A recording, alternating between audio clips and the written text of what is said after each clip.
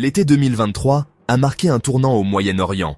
Pendant 12 jours, l'Iran et Israël se sont affrontés directement, pas de mandataire, juste une guerre ouverte. Les États-Unis sont intervenus, lançant des frappes ciblées à l'intérieur de l'Iran pour soutenir Israël. Le monde a observé le déroulement d'une guerre moderne, ébranlant les hypothèses de sécurité mondiale. Un cessez-le-feu a mis fin à la violence immédiate, mais la paix est restée insaisissable. Les problèmes fondamentaux qui ont déclenché le conflit sont restés non résolus, couvant sous un calme fragile. La guerre a révélé la volonté de l'Iran d'affronter ses adversaires de front. Elle a également exposé la rapidité avec laquelle les différends régionaux peuvent dégénérer en crise mondiale. Les puissances occidentales se sont empressées de réagir, mais leur influence semblait diminuer. Les réunions urgentes à Bruxelles et à Washington ont mis en évidence un sentiment croissant d'impuissance. Les anciennes règles ne s'appliquaient plus. L'Iran était devenu un acteur central et incontournable. La guerre de 12 jours a été un tremblement de terre géopolitique, forçant chaque nation à repenser ses alliances et ses stratégies. L'équilibre des pouvoirs avait changé, et les certitudes du passé avaient disparu. La région était désormais confrontée à une nouvelle réalité complexe et imprévisible. Le monde se demandait, le Moyen-Orient a-t-il changé pour toujours ?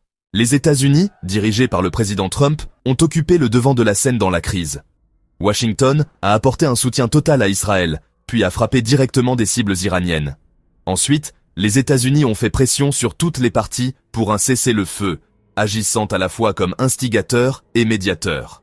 L'Europe a principalement suivi l'exemple de l'Amérique, montrant peu d'initiatives indépendantes. Seul le Premier ministre espagnol a exprimé des réserves. La plupart des dirigeants se sont pliés à la volonté de Washington. Trump a utilisé la crise pour exiger une augmentation massive des dépenses de défense européennes, jusqu'à 5% du PIB. Pour les pays endettés comme la France, cela signifiait des coupes douloureuses dans les services publics. Une grande partie des nouvelles dépenses irait à des armes fabriquées aux États-Unis, approfondissant la dépendance de l'Europe vis-à-vis des États-Unis. L'arrangement a profité au complexe militaro-industriel américain et a cimenté la domination américaine au sein de l'Alliance. La sécurité de l'Europe est restée liée aux priorités de Washington, tant stratégiquement qu'économiquement. La crise a exposé le manque d'autonomie de l'Europe et a renforcé les États-Unis en tant que partenaire principal. L'Alliance transatlantique semblait plus hiérarchique que jamais. Le rôle de l'Europe était clair, suivre l'Amérique ou risquer l'isolement. La guerre a brisé la foi des États arabes du Golfe dans la protection américaine. La résilience de l'Iran et sa capacité à riposter ont forcé l'Arabie saoudite et les Émirats arabes unis à repenser leur stratégie de sécurité. L'ancienne hypothèse, selon laquelle les États-Unis et Israël pouvaient contenir l'Iran, était révolue. Maintenant, l'Iran fixait les termes et les États du Golfe devaient s'adapter. Cela a ouvert la porte à de nouveaux efforts diplomatiques, y compris des pourparlers directs avec l'Iran. Une paix régionale, construite par les puissances locales, semblait plus plausible que jamais. Israël est resté un facteur clé, compliquant tout règlement. Les États du Golfe ne pouvaient plus ignorer l'influence de l'Iran. Les alliances changeaient et l'engagement remplaçait la confrontation. L'avenir du Moyen-Orient se déciderait à Téhéran, Riyad et Abu Dhabi, pas seulement à Washington. La réunion d'urgence de l'OTAN a révélé de profondes divisions internes. Alors que les dirigeants affichaient l'unité, la dissension couvait, en particulier concernant le suivi de la ligne dure américaine. Trump a tiré parti de la crise pour forcer l'Europe à des dépenses militaires sans précédent.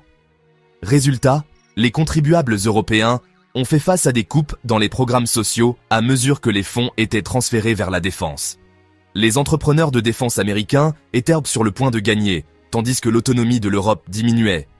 L'alliance ressemblait moins à un partenariat et plus à une hiérarchie dominée par Washington. La cohésion de l'OTAN était affaiblie et son orientation future incertaine. La crise a exposé la fragilité de l'alliance aux yeux de tous. Les conséquences de la guerre se sont répercutées dans toute la région, en particulier dans les territoires palestiniens. L'Iran, enhardi par sa victoire perçue, était susceptible d'accroître son soutien à des alliés comme le Hezbollah et les factions palestiniennes. Cela pourrait renforcer l'axe de la résistance et compliquer le conflit israélo-palestinien. La Jordanie, prise entre les alliances et une importante population palestinienne, a fait face à une nouvelle instabilité. Israël n'a pas réussi à neutraliser l'Iran, laissant son dilemme de sécurité fondamentale non résolu. Le statut de l'Iran en tant que leader de l'axe de la résistance a été renforcé. D'autres nations à majorité musulmane, comme l'Indonésie et le Pakistan, ont été pressées de soutenir plus activement la cause palestinienne.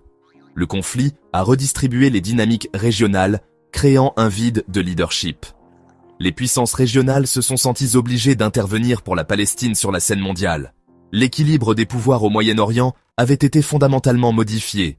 Le conflit a ravivé le débat nucléaire iranien. Le Parlement a voté le retrait du traité de non-prolifération et l'expulsion des inspecteurs nucléaires, un changement spectaculaire. Les partisans de la ligne dure ont fait valoir que seule une dissuasion nucléaire pouvait garantir la survie de l'Iran. Les dirigeants iraniens ont ouvertement débattu de l'abandon de la fatwa antinucléaire du guide suprême. Entourés de voisins dotés d'armes nucléaires, beaucoup considéraient l'armement comme une légitime défense logique. Si l'Iran poursuivait une bombe, cela pourrait déclencher des frappes préventives et une course aux armements régionales. Les enjeux étaient les mondiaux. Un Iran nucléaire bouleverserait l'équilibre des pouvoirs. Le monde faisait face à un nouveau point chaud volatile. L'issue du débat interne iranien aurait des conséquences de grande portée. La question nucléaire planait désormais sur toute la région. Le cessez-le-feu a apporté un soulagement, mais l'histoire prévient que ce n'est peut-être qu'une pause avant une nouvelle violence.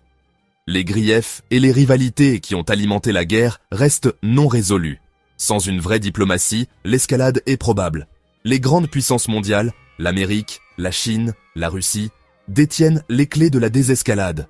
Leur coopération pourrait créer un espace pour la paix. Leur rivalité pourrait déclencher une catastrophe. L'Iran n'est pas l'Irak. Sa résilience et ses capacités sont formidables. Sous-estimer l'Iran pourrait conduire au désastre. L'année dernière a fait de l'Iran une force centrale et imprévisible au Moyen-Orient. Les puissances occidentales peinent à s'adapter à la nouvelle réalité. L'avenir dépend de la décision nucléaire de l'Iran, de la stratégie américaine et de la prévalence de la diplomatie.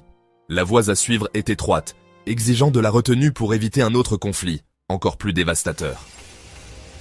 Merci de bien vouloir activer la cloche et de cliquer sur j'aime.